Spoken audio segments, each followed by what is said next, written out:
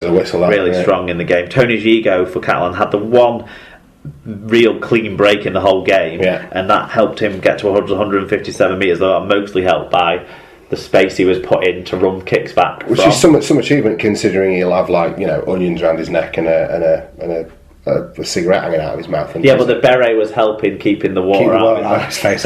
Dave Taylor with 136 metres actually was quite impressive. I'm not really sure where he played when he came on. Right. If he was in the back row or the front row, I couldn't tell. Just give him the ball and let him And he did look a mess of a human being in terms of his shape, but he had one really good late offload in the tackle, and other than that, he was just plugging away in hard yards. But looked more solid than I expected from him. Glenn Stewart with 43 tackles, not what you want to see him do necessarily, but there's something there in him for the Catalan fans to be excited about from what I saw. And Jason Battieri with 42 tackles, 10 of which were marker tackles. He worked really hard. I think he was the captain on the day. Right. So he worked really hard there and did a good job. The other incident of the game I sort of should mention is I was completely bewildered as to why Greg Muniz didn't get a yellow card, and the disciplinary haven't seen fit to punish him for the high tackle on Tony Clubby. But as far as I was concerned, he was out of control when he hit him. He did hit him sort of neck, maybe more so than head, and then a bit on the shirt, finished sort of where he got his hand in the end. But I just thought it was a really, really bad tackle. It was a loose swinging arm. It wasn't a reach, even though he was being stepped, and he was out of control. He was off the ground pretty much. I mean, it's hard to get off the ground in that mud, but he was as off the ground as anyone got all night. And I just thought it was a terrible tackle. I was really surprised no action was taken with a card. But that's the way it goes, and Wigan were able to win the game, and that was the only contentious issue. I think that certainly the disallowed tries were legitimately so. The talking point is whether it was a forward pass or a knock on. Now, as far as I'm concerned, even if he was trying to pass it, it went to the floor. So I'd say he's dropped it. It's gone forwards and he's dropped it, and to me it was clearly forwards. It was, it's academic. Cass's point was, if Maguire's was allowed to go in the grand final, then surely that should have been. But hey ho, we won. Not the sweetest of grapes there, is it? Okay, right. As you might expect from a televised game on a Friday evening, plenty of fan feedback. Andy Barker was the first to get in touch. He said, "I suspect every tweet review will just be pitch/conditions/silent crowd related. Summer rugby back at the DW farm." Dargana got in touch. He said, "Thank Crunchy, that's over. I thought Sean O'Knock-ons was great tonight, along with the bloke from Sky's The Moaning of Life." I think who's Carl Pilkington? Glenn Stewart. I think he means. Fair enough. I can sort of see that. Okay, our friends at sangeor.com, which is a Catalan website. So terrible first half, much improved in the second. Impressed with the new signings, going to take time for them to bed in. Paul Ludo Lewis got in touch. The pitch was ruined what could have been a great game. On the plus side, looks like the video refs can rule on forward passes now. Winky face. Well, we've touched on that. Andy Barden, the Electric Gigolo, got in touch. Tough game due to conditions. We're missing Bowen and Tompkins' offensive play when running into attacking line. Tierney never did that. Lewis Tierney didn't really offer anything in attack. He only had one dodgy moment under a kick, I'd say. And he wasn't challenged much defensively in terms of positioning and stuff in this game. He made one or two decent plays in that regard. He looked a bit lacking when he joined in play, but then again, it wasn't a game for not a game for league. Not a game for fullbacks, is it? Okay, Jess Shaw, who's a new one on me, I think she recently started following us. She said a messy win, but glad Wigan haven't started slow. PD Marshall, because we don't normally win. You normally lose your first home game, don't you? PD Marshall, although you haven't lost at home against Catalan for 2009, I think. Was a few years, isn't it? Paul Marshall, I wish it would pour down every time Matty Smith plays. Seems to bring the best out of him. # pray for rain. So it didn't improve his kicking in front of goal, though, did it? The rain. I think it was good enough. He won. Well, you won, but I wouldn't go so far as to suggest it was good enough. Elliot Regg's got. To be honest, though, he did do his Matty Smith. It was what we saw in the Four Nations game. His in-game kicking's not brilliant. the Four Nations, the New Zealand series. Yeah, his in-game kicking's really good. Final a couple of years ago. Yeah, absolutely. Elliot Wrench, proper mud bath. That one did well to even get the game to flow. Well done to both sides. Alan Walker, who's a Catalan fan, said the weather won. It was so like the old days I thought I got rickets. Like the look of Mr. Gigo. Carney struggled. Myler was poor. First quarter cost us. Wigan didn't do much, but enough. Man of the match was Thaler for Wigan. Right, bit of a dodgy. Bitter. Considering Ben Thaler was going to give both the disallowed tries. Yeah, exactly. I think he needs to reconsider his views. Alan Witt said, obviously a game troubled by the weather. First half always put Catalan on the back foot. A strange game in the sense that after all of the errors from Catalan, Wigan seemed to have got away with it without really being troubled near their try line. Better to come from both sides. Brian Davies said, not sure why we let little clubs with substandard facilities like Wigan play in Super League. Terrible spectacle due to Catalan's inability to catch or play the ball properly. They played some expansive rugby well, but just failed on the basics. Wigan played the conditions well. Ben Thaler will do well if he isn't dropped next week. Overuse of the video rep and should have spotted the Catalans' first try first off. He was on the spot, and it was a clear try on first showing. Colin Render said awful conditions to play a game of rugby, not seen the stats, but can't be far off being a record for handling errors.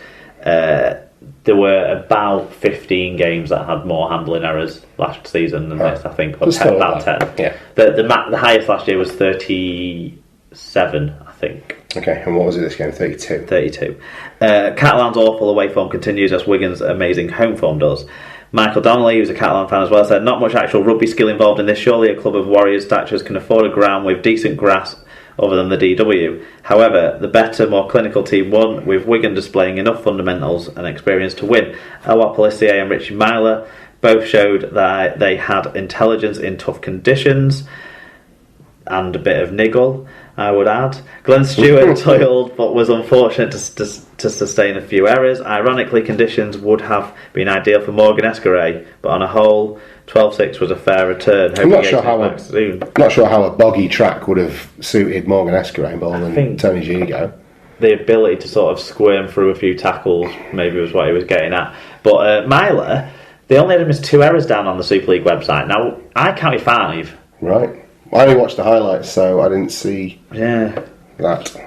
Tyler Cassvan said Catalans tried to play their sunshine game in the first half and the error count was horrendous. Wigan could and should have won by more.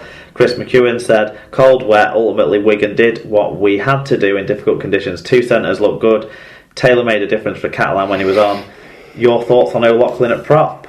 So, like I said, I don't think he really played at prop. No. I think he played exactly the same as he's played at loose forward for the last 3 years or so. His style didn't change too much for me. Mm-hmm. I would prefer to see Bateman in the right second row, O'Loughlin at loose forward, and another prop club or Crosby or Mossop or someone starting, but Crosby and Mossop weren't in the squad for this one.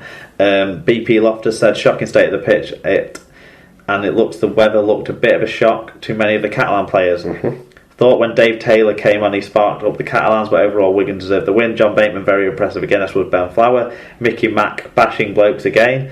Think Les Cats will be a different proposition come the dry conditions, and they will be a good test for Hull FC this weekend. Very good. Okay, Gary. It's been warm and dry in France. Yeah, it'll be a different game, won't it? Gary Ormiston got in touch, said he was glad to have the greatest game back in our lives. None of this pre-season muck about. On to Wigan's performance. They were solid in defence. Catalan tried their best in what's been said was the worst pitch in rugby league, and will get better in attack once we get a dry track. But Richards twice did us with his trademark kickoffs, which the players should have dealt with better. Huddersfield will be a similar challenge in the way they set up with a strong pack. And the last one on this one, Andy Barker got in touch. Wigan win a game of 1980s style rugby. We learn nothing about either side in this game. That's a very good assessment. I would say that's very true. I don't think you do learn a lot about either of these teams in that, but credit to Wigan for grinding out the win in difficult conditions. We learnt that Wigan have got 2 points on the table. Yes. Okay, good stuff. Okay, Hull KR took on Castleford on a rainy Sunday afternoon over in East Hull, and after the hooter, Josh Mantellato put over a conversion of his own try to secure a draw for Hull KR, making it 16 apiece. Castleford disappointed to go home, I would suggest, with only the 1 point. Dramatic stuff, yeah. I mean, both Mantellato's tries were good finishes in that corner. Yeah. Yeah, very much so. Obviously, Cass had it was 6-all at half time, and then Cass had pulled out into a lead. Everyone's giving Mantellato the spoils, and deservedly so, 2 tries, and he converted them both. But if it hadn't been for Ben Cockayne holding up Dennis Solomona at the opposite end of the field in the immediate run up to Mantellato's second try, then this whole conversation wouldn't be happening. So, not someone who gets a lot of credit. From time to time, Ben Cockayne is a human being, but credit to him for his endeavour at that point to keep Hull KR in what to many will have seemed like a losing a losing game at that time. Yeah, and from the Castleford perspective, I think they're very disappointed at not winning this game, probably rightly so. Feel a bit let down by themselves. Dennis Solomona was a good performer. Jake Webster had a good game when he was forced on the bench. Michael Shenton's injury appears to be serious and out for a number of months. We're seeing come through on social media whilst we're doing this. Yeah, and it looks like Bedebs has been charged, doesn't it? He has been charged, with a grade B 1 to 2 match ban potentially.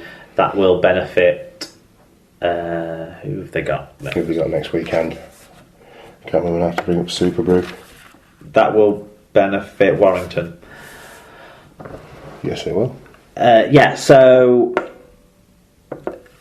the highlights I saw made it look like this game was played in as terrible conditions as the Wigan game and the St Helens games were on the Friday night, and if anything, it contributed to both sides not having a lot of skill on display throughout, but there were a couple of good tries scored, so especially the Webster second try when Solomona patted it down.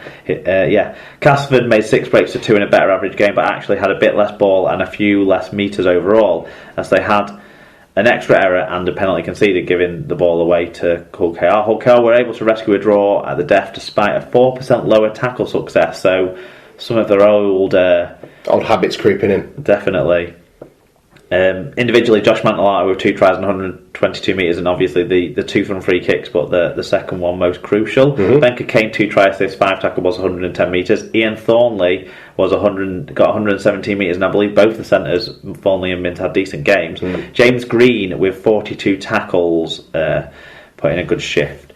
Jake Webster with his 2 tries, 6 tackle balls and 2 clean breaks. Dennis Solomona with a try and a try assist, 6 tackle balls, 126 metres, 2 clean breaks. He looks like a star for them this year. Yeah. Matt Cook with 12 marker tackles, 127 metres, and on top of that he made no missed tackles, no errors, and gave away no penalties for a clean game from Matt Cook. And Oliver Holmes with 45 tackles and 10 marker tackles showed that hard work and endeavour was an important factor in this game. Yes, okay. Fans' views then. Tingy Radio got in touch. I think for 16-16 draws today, happy with both. Oh, of course, because in Kick and Clap it was 16-all, wasn't it? He was at the Wales Island game. Yeah, the Aviva Stadium, yeah. That's it. Which looks like a cracking place to watch rugby, by the way, even if it is rugby union, but it's a good looking stadium. Not quite an SLP recommends it. Highlight of the day was seeing Keith Senior though. He did tweet us a picture of I think he must be emailed us a picture walking through a graveyard of Keith Senior on a gravestone. But I presume it's not the same one. The dates made it unlikely. Yes, exactly. He died in about 97, didn't he? Okay, from the Google Forms then, at Who Are Warriors, so didn't play that bad, thought we would lose, but pulled it out with that kick. Happy with that. Still worry about our forwards, but effort was great. Cass should have won with better game management at the end. Tyler Cass fan, a point lost or a point gained, he says. It always feels like a point lost if your team was in front. Great last minute kick from Mantellato from the touchline, though I was rooting for him to miss. Cass should have managed the game and conditions better. It didn't suit our usual expansive style. And Tom Andrews, who's one of our new listeners and a Hull KR fan, a typical start of the season game, lots of errors, limited chances for both teams. Junior Moores was a beast for Cass, and KR were saved by heroics of Josh Mantellato. Very good. A draw was probably the fair result, taking all factors into account. A lot of negativity from some KR fans, but the game was infinitely better than both our pre-season games. Hopefully the fans will pick up on this and, be fans instead of critics. Cheers, lads. Tom Andrews, new listener, hopefully going to be contributing as much as I can with Hull KR content. P.S. Hope Shenton has a speedy recovery. French John isn't a dirty player, and hopefully it was an accident. Okay, well, thank you for getting in touch, Tom. Yeah, I can't remember any incidents involving John Bezebza really last year. You sort of feel inclined to think, because he's a French hooker, that he's going to have a bit of niggle in him. Yeah. But he's not Elwa. No. No, he's not. He's not a rubber bum, is he? Okay, so the final game of the weekend saw Wakefield capitulate quite heavily, 16 points to Widnes Vikings 24. Another rainy afternoon over in the Five Towns districts.